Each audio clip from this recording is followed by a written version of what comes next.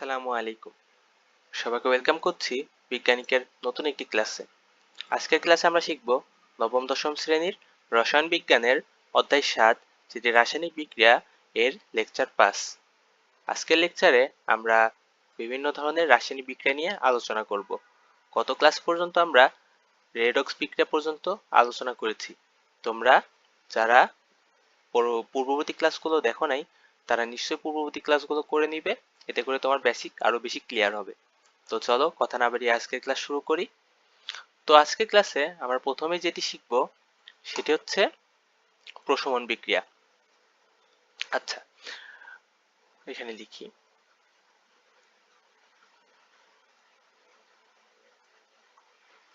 প্রশমন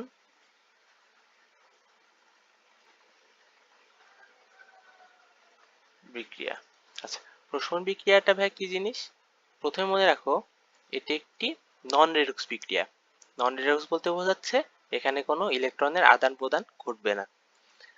প্রশমন বিক্রিয়া হচ্ছে সেই বিক্রিয়া যে বিক্রিয়ায় জলীয় দ্রবণে এসিড এবং ক্ষার, আবারও বলতেছি, জলীয় দ্রবণে এসিড এবং ক্ষার পরস্পর বিক্রিয়া করবে, পরস্পর বিক্রিয়া করে প্রশমিত হয়ে লবণ ও পানি উৎপন্ন করবে। ঠিক আছে, আবার বলি, এসিড এবং ক্ষার পরস্পর বিক্রিয়া করবে, পরস্পর বিক্রিয়া করে লবণ এবং পানি উৎপন্ন করবে, এবং এসিড এবং ক্ষার উভয়ই পরস্পর প্রশমিত হয়ে যায়। ঠিক আছে, উদাহরণস্বরূপ আমরা বলতে পারি, সাপোজ ধরো HCl প্লাস NaOH। দেখো, HCl কিন্তু একটা স্ট্রং অ্যাসিড, আর এবং NaOH মানে সোডিয়াম হাইড্রোক্সাইড, এই সোডিয়াম হাইড্রোক্সাইড একটি স্ট্রং ক্ষার। এখন এই দুইটা যখন বিক্রিয়া করবে তখন কি হবে জানো? তখন এই যে সোডিয়াম ক্লোরাইড উৎপন্ন হবে, এই যে সোডিয়াম আর ক্লোরিন মিলে, এবং এই যে এই H আর এই OH মিলে উৎপন্ন হবে পানি, H2O। ঠিক আছে ভাইয়া? তাহলে এখানে আমরা বলতে পারতেছি যে এখানে অ্যাসিড এবং ক্ষার বিক্রিয়া করতেছে, এবং এই বিক্রিয়াকে আমরা বলতে পারি অ্যাসিড ক্ষার বিক্রিয়া। ঠিক আছে, অ্যাসিড ক্ষার বিক্রিয়াও বলা হয় এই বিক্রিয়াকে। এখন এই যে তোমার হচ্ছে এই বিক্রিয়াতে, এই বিক্রিয়াটা অ্যাকচুয়ালি কি ঘটতেছে? এখানে এই যে অ্যাসিড HCl থেকে H প্লাস আয়ন এবং ক্ষার এই যে NaOH থেকে OH মাইনাস আয়ন বা হাইড্রোক্সিল আয়ন পরস্পর বিক্রিয়া করে পানি উৎপন্ন করতেছে, এবং এই সোডিয়াম ক্লোরাইডের জলীয় দ্রবণে, সোডিয়াম ক্লোরাইড এই যে জলীয় দ্রবণ, এই যে H2O, এই জলীয় দ্রবণে সোডিয়াম এবং ক্লোরিন আয়ন হিসেবে থাকতেছে। ঠিক আছে, এখন তার মানে এখানে, আচ্ছা তোমার একটু বিক্রিয়াটা একটু বোঝাই। দেখো, এই যে সোডিয়াম হাইড্রোক্সাইড, এই সোডিয়াম হাইড্রোক্সাইডটা এখানে এইভাবে থাকবে, সোডিয়াম প্লাস আয়ন এবং OH মাইনাস আয়ন হিসেবে থাকবে, আর হাইড্রোক্লোরিক অ্যাসিডটা থাকবে H plus ion plus chlorine minus ion হিসেবে। আচ্ছা, এটা যখন বিক্রিয়া করে, ঠিক আছে, তখন মূলত এখানে এই যে সোডিয়াম ক্লোরাইড উৎপন্ন হইতেছে, বাট সোডিয়াম ক্লোরাইড এই যে এই সোডিয়াম আর ক্লোরিন আয়ন রূপে থাকবে, আর এই যে এই OH মাইনাস আয়ন আর এই H প্লাস আয়ন, এই দুইটা মিলে উৎপন্ন হবে H2O। ঠিক আছে, এই H2O তাহলে সোডিয়াম এবং ক্লোরিন আয়ন হিসেবে থাকতেছে। আচ্ছা, এই প্রশমন বিক্রিয়া মনে রাখবা অলওয়েজ টাইম তাপ উৎপন্ন হয়। ঠিক আছে, প্রশমন বিক্রিয়া অলওয়েজ টাইম তাপ উৎপন্ন হয়, আর এই তাপকে, যে তাপটা উৎপন্ন হচ্ছে, এই তাপকে আমরা বলবো প্রশমন তাপ। ঠিক আছে, তাপকে আমরা বলবো প্রশমন তাপ। বুঝতে পারছি ভাই? যেমন এই যে এই বিক্রিয়ায় তোমার কত তাপ উৎপন্ন হবে জানো? মানে শক্তি উৎপন্ন হবে প্লাস 57.34 কিলোজুল। আচ্ছা বলো তো এখানে তাহলে ডেল এইচ কত হবে? তার মানে এখানে ডেল এইচ সমান মাইনাস 57.34, এটা আমরা গত ক্লাসগুলোতে ব্যাখ্যা করেছি তাপ উৎপাদী বিক্রিয়া এবং তাপারি বিক্রিয়ায়, এটা তোমরা দেখে নিবে। আচ্ছা, এর পরবর্তীতে আমরা যে বিক্রিয়া সম্পর্কে জানবো সেটা হচ্ছে অধঃক্ষেপণ বিক্রিয়া। একটু খেয়াল করো,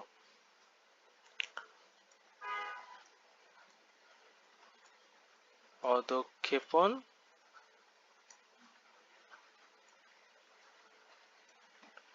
বিক্রিয়া।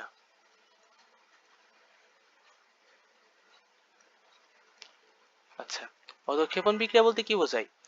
যে বিক্রিয়ায় যে বিক্রিয়ায় তরল বিক্রিয়ক পদার্থ, ঠিক আছে, বিক্রিয়ক পদার্থটা তরল হবে, এই তরল বিক্রিয়ক পদার্থ বিক্রিয়া করে কঠিন এবং অদ্রবণীয় উৎপাদে পরিণত হয়। মানে কি, যে একটা তরল বিক্রিয়ক পদার্থ, ঠিক আছে, এই বিক্রিয়ক পদার্থ তোমার বিক্রিয়া করে কঠিন এবং অদ্রবণীয় উৎপাদে পরিণত হবে, ঠিক আছে, যেই উৎপাদটা ওই দ্রবণের সাথে দ্রবীভূত হবে না। তাহলে এখানে আমরা অধঃক্ষেপণ বিক্রিয়া সম্পর্কে যেটা জানতে পারলাম, যে তরল বিক্রিয়ক বিক্রিয়া করবে, বিক্রিয়া করে একটা কঠিন এবং অদ্রবণীয় উৎপাদে পরিণত হবে। আচ্ছা, এখন একটু খেয়াল করো যে আমরা যদি একই দ্রাবকে দুইটা যৌগ মিশ্রিত করি, তাহলে তারা পরস্পর বিক্রিয়া করে তাদের মধ্যে কোনোটি যদি ওই দ্রাবকে অদ্রবণীয় বা খুবই কম দ্রবণীয় হয়, তবে সেটা কি হয় জানো, সেটা বিক্রিয়ায় পাত্রের তলায় কঠিন অবস্থায় তলানি হিসেবে জমা হয়।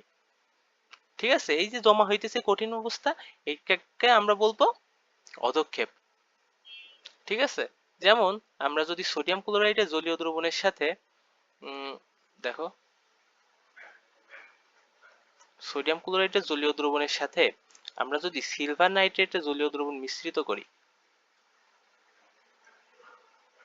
তাহলে কি হয় জানো, এখানে সিলভার ক্লোরাইড উৎপন্ন হয় এবং সোডিয়াম নাইট্রেট উৎপন্ন হয়। সিলভার ক্লোরাইড এবং সোডিয়াম নাইট্রেট।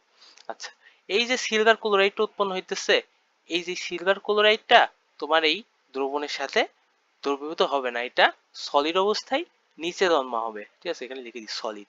ঠিক আছে, এটা সলিড অবস্থায় নিচে জমা হবে, যার ফলে এই সিলভার ক্লোরাইডটা তোমার অধঃক্ষেপ হিসেবে আমরা বলতে পারবো। ঠিক আছে, বুঝতে পারছো ভাই? ঠিক আছে, এই জন্য আমরা এই যে যেহেতু অধঃক্ষেপ হিসেবে নিচে জমা হচ্ছে কঠিন পদার্থ স্বরূপ, সেহেতু আমরা এই বিক্রিয়াকে বলতে পারবো আমরা অধঃক্ষেপণ বিক্রিয়া। আচ্ছা, এই অধঃক্ষেপণ এবং প্রশমন বিক্রিয়া, এই দুইটাকে আমরা নন রেডক্স বিক্রিয়া বলবো। এখন আমরা আরো বিশেষ কিছু রাসায়নিক বিক্রিয়া সম্পর্কে আমরা জানবো। যেমন আমরা প্রথমে বলতে পারি যে আর্দ্র বিশ্লেষণ বিক্রিয়া। ঠিক আছে, ধরো আর্দ্র বিশ্লেষণ বিক্রিয়া।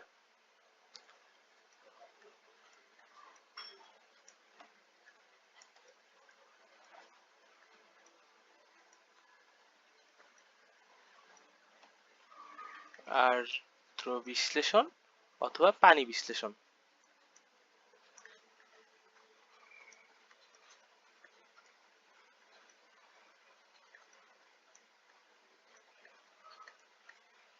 বিক্রিয়া।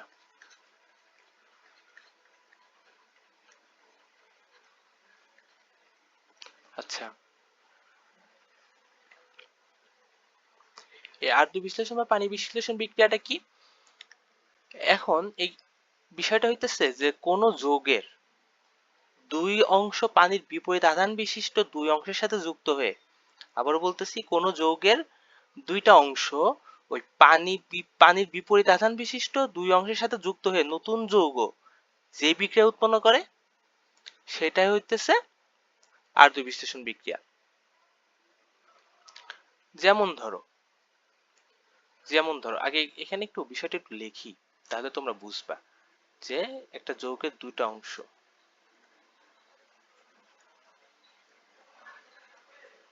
দুঃখিত,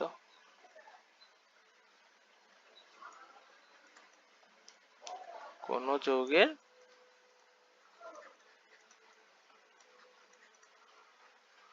দুই অংশ পানির বিপরীত আধান বিশিষ্ট দুই অংশের সাথে যুক্ত হয়ে,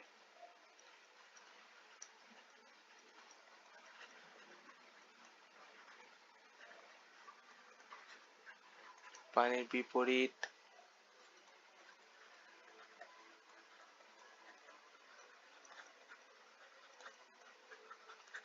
আধান বিশিষ্ট দুই অংশের সাথে যখন যুক্ত হয়, দুই অংশের সাথে যুক্ত হয়। এখন এই বিষয়টা তাহলে কি হচ্ছে, যুক্ত হয়, তাহলে তারপরে যে নতুন যৌগটা গঠিত হয় আছে। উদাহরণস্বরূপ আমরা বলতে পারি, সাপোজ ধরো অ্যালুমিনিয়াম ক্লোরাইড এর সাথে আমরা যখন পানি যুক্ত করব, তখন এই অ্যালুমিনিয়ামের কিন্তু দুইটা অংশ আছে, একটা এল প্লাস আর একটা সিএল মাইনাস। ঠিক আছে, একটা এল প্লাস আর একটা হচ্ছে CL minus, aluminium plus CL minus. এই দুইটা অংশ পানির দুইটা অংশ কি কি ভাই? এইচ প্লাস আর ওএইচ মাইনাস। এখন এই অ্যালুমিনিয়ামের মানে অ্যালুমিনিয়াম ক্লোরাইডের এই অ্যালুমিনিয়াম অংশ, আম, এই অ্যালুমিনিয়াম অংশ এই ওএইচ মাইনাস আয়নের সাথে যুক্ত হবে, আর ক্লোরিনের এই ক্লোরাইডে মানে এই অ্যালুমিনিয়াম ক্লোরাইডের ক্লোরিন অংশ এইচ টু আর এইচ প্লাস আয়নের সাথে যুক্ত হবে। তারপরে এই যুক্ত হওয়ার ফলে কি উৎপন্ন হয় জানো? অ্যালুমিনিয়াম হাইড্রোক্সাইড, আর এইচ এর সাথে সিএল যুক্ত হওয়ার ফলে উৎপন্ন হয় হাইড্রোজেন ক্লোরাইড। বুঝতে পারছো? তার মানে কি হইতেছে যে পানি বিশ্লেষিত হয়ে পানির দুইটা অংশের সাথে অপর একটি যৌগের দুইটা অংশ পরস্পর যুক্ত হয়ে নতুন যে যৌগটা গঠন করতেছে, যে নতুন একটা যৌগ গঠন করতেছে, এই যে নতুন এই যৌগ গঠন করার প্রক্রিয়াকে আমরা বলতেছি আর্দ্র বিশ্লেষণ বা পানি বিশ্লেষণ বিক্রিয়া। এখন এই আর্দ্র বিশ্লেষণ বিক্রিয়া মানে অনেক সময় অস্বচ্ছ দ্রবণীয় যৌগ উৎপন্ন করে, ঠিক আছে, যেগুলা স্বচ্ছ না, আর এগুলো হচ্ছে অল্প মাত্রায় একটু দ্রবণীয় হয়। ঠিক আছে, অল্প মাত্রায় দ্রবণীয় হয়, যার ফলে এই অ্যালুমিনিয়াম হাইড্রোক্সাইড বা এরকম যত যৌগ নতুন যৌগ উৎপন্ন হয় সেটা হচ্ছে হালকা একটু অধক্ষেপ পড়ে। ঠিক আছে, যেহেতু দ্রবণীয় মানে খুব বেশি হয় না, যার ফলে একটু অধক্ষেপ পড়ে। বুঝতে পারছো আশা করি। এবার আসো পানি যোজন বিক্রিয়া।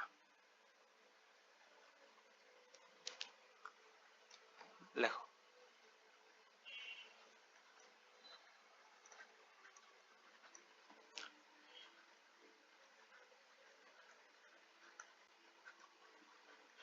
পানি যোজন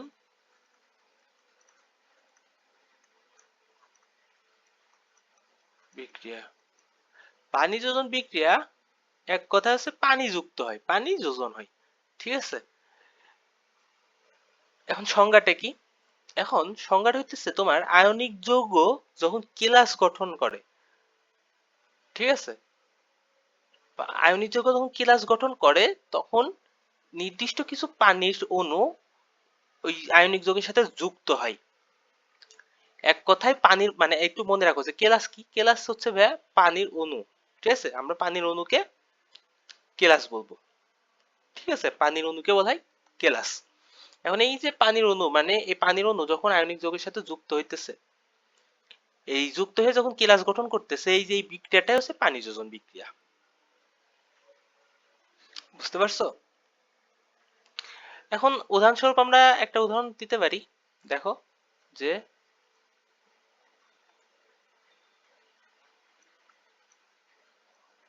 কপার সালফেটের সাথে 5 অণু পানি যুক্ত হয়।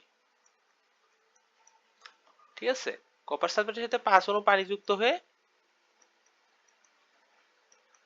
দেখো কপার সালফেট কিন্তু কপার সালফেটই আছে, বাট 5 অণু পানি যুক্ত হওয়ার ফলে আমরা লিখতে পারি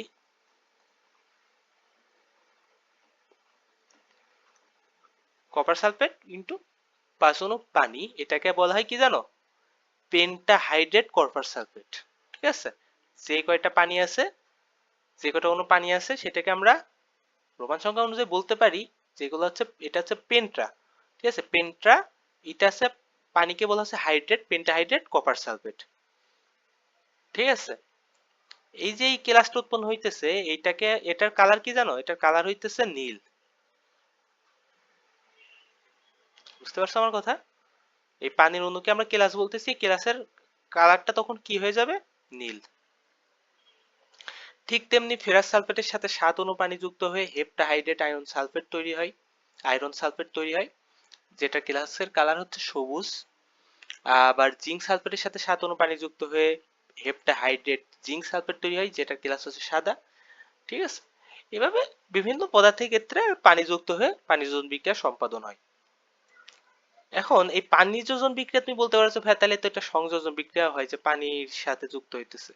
কিন্তু পানি যোজন বিক্রিয়া সংযোজন বিক্রিয়ার মেন যে পার্থক্য, এই মেন পার্থক্যটা হচ্ছে বিক্রিয়ার ইলেকট্রন স্থানান্তর।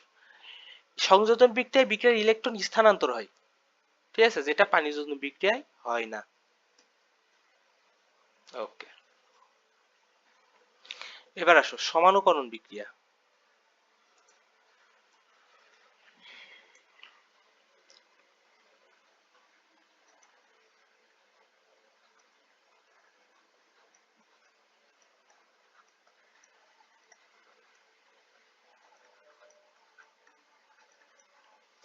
সমানুকরণ বিক্রিয়া,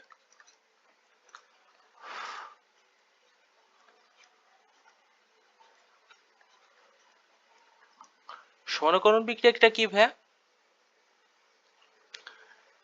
সমানুকরণ বিক্রিয়াটা খুব ইন্টারেস্টিং। দেখো, তোমরা কি আইসোমার চিনো? আচ্ছা, আইসোমার বিষয়টা কি? আইসোমার বিষয়টা হইতেছে মানে আণবিক সংকেত সেম থাকবে, বাট মানে সংকেতটা হইতেছে আণবিক সংকেত সেম থাকবে, বাট নিজেদের মধ্যে অনুপরমাণু সমূহ বিভিন্ন ভাবে কি হয়, পুনর্বিন্যস্ত হয়। ঠিক আছে, এই আইসোমার যে গঠন করা যে বিক্রিয়া, ঠিক আছে, এইটা হচ্ছে সমানুকরণ বিক্রিয়া। এটার আরেক নাম কি জানো? এটা আরেক নাম হচ্ছে আইসোমারাইজেশন বিক্রিয়া। তার মানে আমি কি বলতে পারতেছি, যে যেই বিক্রিয়ায় অণুতে বিদ্যমান পরমাণু সমূহ, আবারও বলি, যেই বিক্রিয়ায় অণুতে বিদ্যমান পরমাণু সমূহ নিজেদের মধ্যে পুনর্বিন্যস্ত হয়ে নতুন যৌগ গঠন করে, তাকে আমরা সমানুকরণ বিক্রিয়া বলতেছি। দেখো, যে বিক্রিয়ায়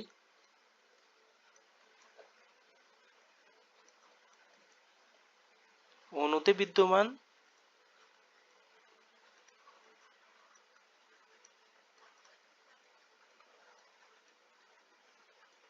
অণুতে বিদ্যমান পরমাণু সমূহ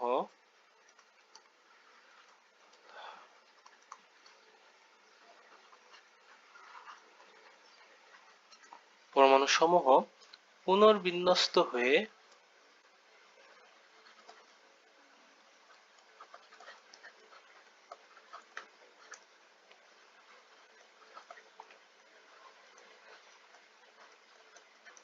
নতুন যৌগ গঠন করে।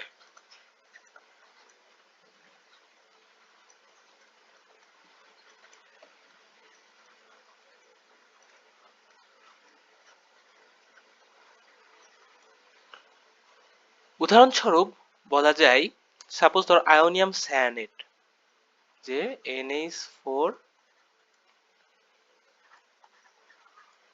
CNO, এইটা এই পরমাণু সমূহ, এই যে নাইট্রোজেন হাইড্রোজেন তারপরে কার্বন আবার নাইট্রোজেন অক্সিজেন, এইগুলা নিজেদের মধ্যে মানে এগুলো এটাকে যদি তাপ প্রদান করা হয় তখন এরা নিজেদের মধ্যে একটু পুনর্বিন্যস্ত হয়ে কি গঠন করে জানো?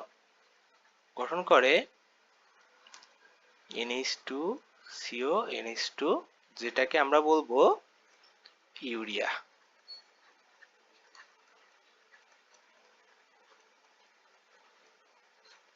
তাহলে এই যে অ্যামোনিয়াম সায়ানেট, এটাকে তাপ প্রদান করার ফলে এদের মধ্যে নিজে এই অণুর মধ্যে বিদ্যমান পরমাণু সমূহ নিজেদের মধ্যে পুনর্বিন্যস্ত হয়ে নতুন আরেকটা যৌগ গঠন করতেছে। এই নতুন যৌগকে বলা হচ্ছে ইউরিয়া। এটা কিন্তু একে অপর কি আইসোমার। ঠিক আছে, এই যে এই দুইটা অণু একে অপরের আইসোমার। এই যে এখানে তাহলে অ্যামোনিয়াম সায়ানেট ও ইউরিয়াতে দেখো একই সংখ্যক পরমাণু আছে, খেয়াল করো। এখানে কিন্তু নাইট্রোজেন দুইটা, এখানেও নাইট্রোজেন দুইটা, এখানে হাইড্রোজেন চারটা, এখানেও হাইড্রোজেন চারটা, এখানে কার্বন একটা, এখানেও কার্বন একটা, অক্সিজেনও সেম একটা একটা করে। তাহলে এদের মধ্যে কিন্তু একই সংখ্যক পরমাণু আছে,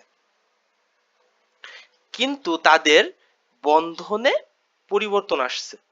ঠিক আছে, মানে নাইট্রোজেন এভাবে, মানে এখানে দেখো যেভাবে বন্ধনটা নিজেদের মধ্যে এখানে যুক্ত আছে, এখানে কিন্তু সেম ভাবে বন্ধনটা যুক্ত নাই এবং তাদের গঠনটাও ভিন্ন, যার ফলে দুইটা ভিন্ন যৌগ।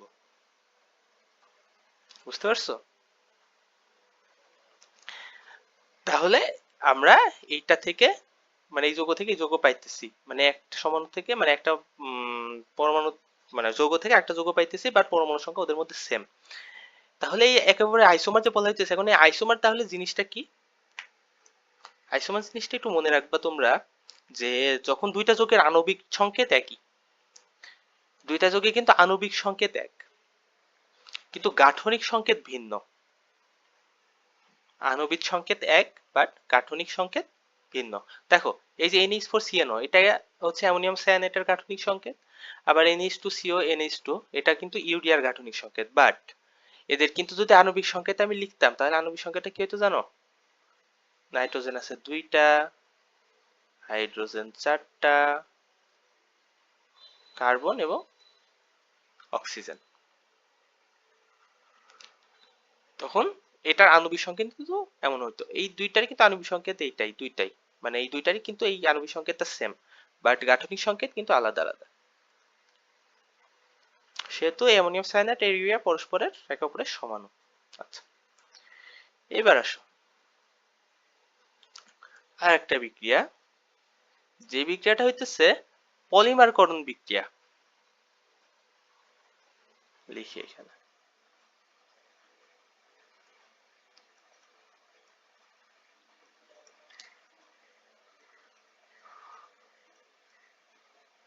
পলিমারকরণ বিক্রিয়া। এক কথায় বিক্রিয়াটা হচ্ছে তোমার পলিমারকরণ, যেহেতু মানে পলিমার বানাবে, পলিমার করবে আর কি। ঠিক আছে, মানে যে বিক্রিয়ায় পলিমার বানানো হয়, সিম্পল কথা। এখন আমি যদি সংজ্ঞা বলি, সংজ্ঞাটা এরকম যে, মানে তোমার হচ্ছে কোনো প্রভাবক বা উচ্চ চাপ বা তাপ, এই যে এইগুলা প্রভাবে যখন এক বা একাধিক যৌগের ক্ষুদ্র ক্ষুদ্র অণু, আচ্ছা পলিমার মানে কি, মানে ক্ষুদ্র ক্ষুদ্র অণু একে অপরের সাথে যুক্ত হয়ে একটা বৃহৎ অণু গঠন করে, সেটাই তো পলিমার। মনোমার থেকে, মানে অনেকগুলা মনোমার একসাথে যুক্ত হয়ে একটা পলিমার গঠন করে, সেটা তো আমরা বলতে পারছি পলিমারকরণ। সিক্স মানে সেম কথাই, যেই মানে বিভিন্ন ক্ষুদ্র ক্ষুদ্র অণু পরস্পরের সাথে যুক্ত হয়ে একটা বৃহৎ আকার অণু গঠন করে, এটাকে আমরা বলবো পলিমারকরণ বিক্রিয়া। ঠিক আছে, এই বৃহৎ আকার যে অণুটা এটাকে আমরা বলবো পলিমার, আর ক্ষুদ্র আকার যে অণুটা আছে এটাকে আমরা বলবো মনোমার।